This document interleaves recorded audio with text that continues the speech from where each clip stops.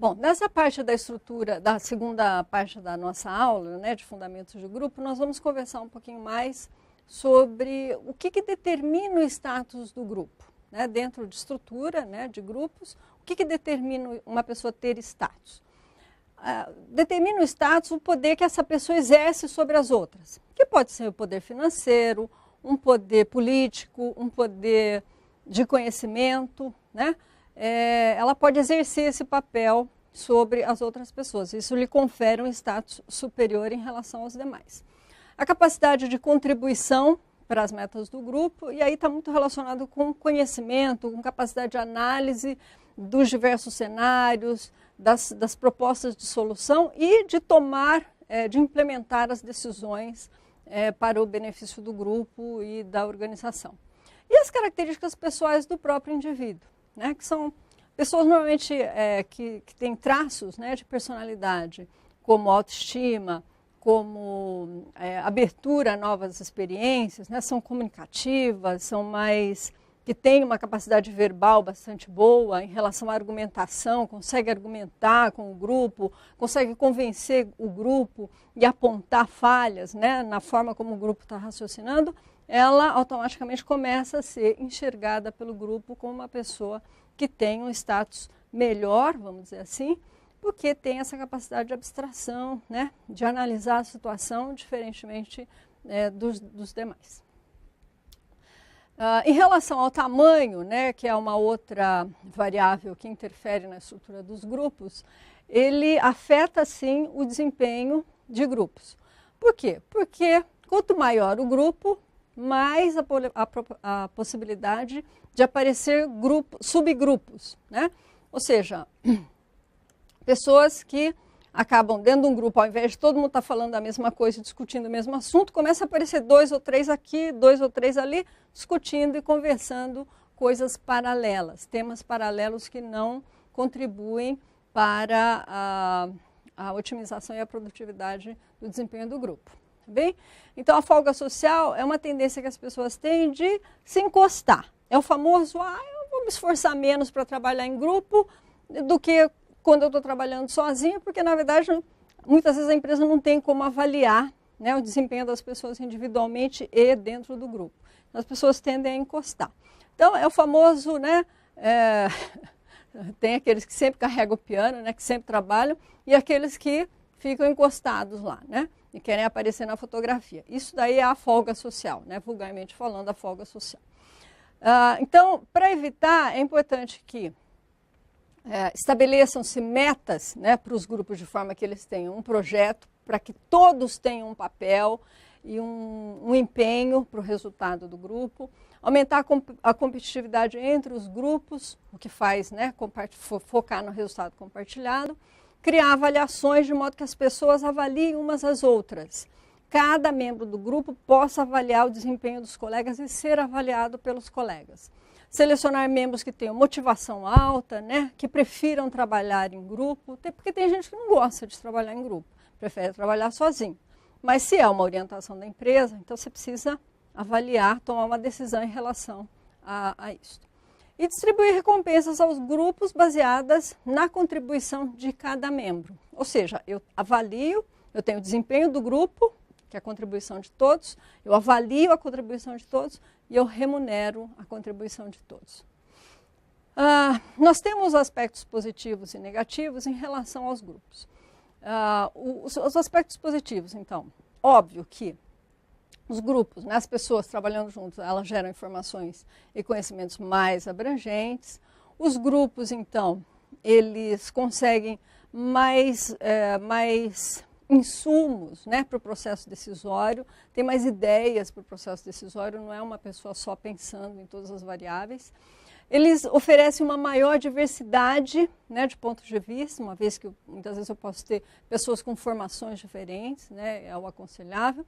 E os grupos aumentam essa aceitação de uma solução. A solução é discutida, é compartilhada, pontos positivos e negativos em relação a uma proposta de solução. E quando todo mundo participa desse processo, é mais fácil que todos aceitem. E o aspecto negativo, obviamente, é que consome mais tempo, né? Você tem que, na medida que você tem que discutir as ideias, obviamente você tem que você vai consumir mais tempo. Existe pressão para conformidade, né, que é uma característica, por exemplo, negativa dos grupos coesos. Os grupos que são extremamente coesos, que têm um modelo mental para trabalhar, todo mundo sabe o que tem que fazer, eles, às vezes, acontece aquilo que nós chamamos de pensamento grupal, quer dizer, todo mundo tem que pensar igual. Ou todo mundo, às vezes não precisa nem falar, todo mundo já sabe o que tem que fazer. E deixa de discutir, deixa de, e se acontecer alguma coisa? E se, né? Você tem que questionar, ser o advogado do diabo, né? Como nós dizemos. Você tem que questionar aquilo que parece muito bem estabelecido dentro dos grupos. Essa é a riqueza do grupo. E esse é um aspecto negativo que grupos muito coesos, de vez em quando, tá tudo bom assim, está tudo dentro da conformidade. Podem ser dominadas por um indivíduo, né, que tem um status muito diferenciado, ou então por pequenos subgrupos, e sofrem de certa ambiguidade em relação às responsabilidades. Então, é importante que nesses grupos tenham o aparecimento de um líder, né, ou de pessoas que coordenem as atividades dos grupos. Então, como nós comentamos anteriormente, quando os grupos são muito coesos, nós temos o aparecimento do grupo Think, né, que é o pensamento grupal, e o group shift, que é a mudança radical das ideias dentro do grupo. Então, o pensamento grupal, os membros do grupo racionalizam qualquer tipo de resistência às suas premissas. Então, assim, o grupo é ótimo, né, funciona muito bem, somos coesos, está tudo dentro da conformidade. Então, ele rechaça qualquer tipo de resistência às premissas que o grupo adota. Os membros, então, exercem pressão direta, né, sobre as pessoas que expressam dúvida a respeito daquilo da visão que está sendo compartilhada pelo grupo, por isso que eu comentei que essa pressão da conformidade, né, então, as pessoas as pessoas que deveriam questionar, elas já não questionam mais, porque o grupo faz pressão em cima para que ela fique quieta, tá? E os membros, então, que têm dúvidas, né, procuram não se desviar muito do que parece ser o consenso do grupo. Já que eu não posso questionar, então também não vou ter mais dúvida. E há uma ilusão de unanimidade, né, exatamente por causa dessa pressão social, em busca da conformidade, da coesão, né, do consenso, parece que fica aquela coisa unânime dentro do grupo, aquela ideia unânime. E às vezes é um erro, né? É o famoso, nós costumamos dizer vulgarmente, que é o famoso salto alto, né? Eu sou tão bom que eu não consigo avaliar mais nada. E aí a probabilidade do erro. E o group shift, que são decisões em grupo, que elas tendem a extremar as posições originais dos seus membros. Então, se tem que mudar a decisão, elas são extremadas, ou para uma extrema postura mais conservadora, ou então extremamente arriscada. Finalizando, então, nós temos as técnicas de tomada de decisão em grupo, né?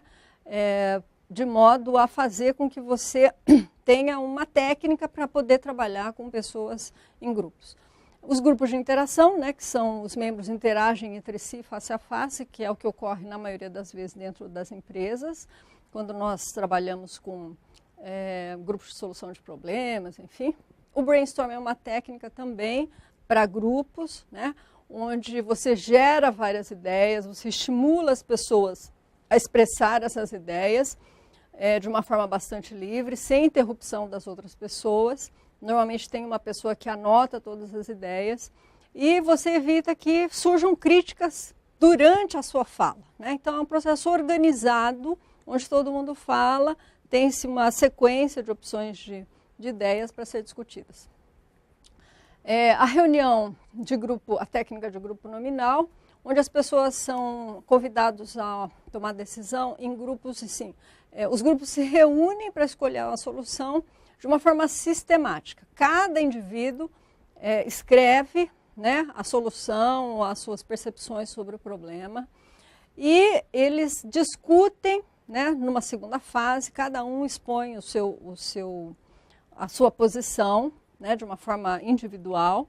E depois, então, tem um momento onde todo mundo consegue fazer uma hierarquia de importância. Tal decisão é mais importante ou parece mais adequada. Você faz uma hierarquização dessas decisões e chega-se a uma escolha, né, da decisão ou das decisões mais acertadas ou mais adequadas para aquele problema. E a reunião eletrônica, que a gente atualmente usa bastante por causa do custo-benefício, especialmente empresas que têm várias subsidiárias, né, em lugares regionalmente distantes, ou mesmo dentro da própria empresa, enfim, é muito comum. Você faz as reuniões onde os participantes participam usando o computador, usando uma câmera, enfim, por videoconferência ou por Skype.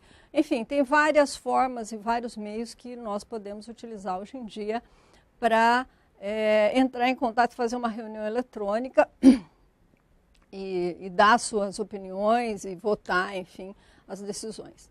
A reunião eletrônica é interessante porque ela, diferente do face a face, né, especialmente em culturas que muitas vezes não deixa você terminar de falar, né? Você tá falando, a pessoa já está falando em cima de você e fazendo uma contraposição à sua ideia. Na reunião eletrônica é importante porque as pessoas elas se policiam, se disciplinam mais em relação a deixar o outro terminar de falar. Porque já tem a distância e a questão da interferência, né, da comunicação,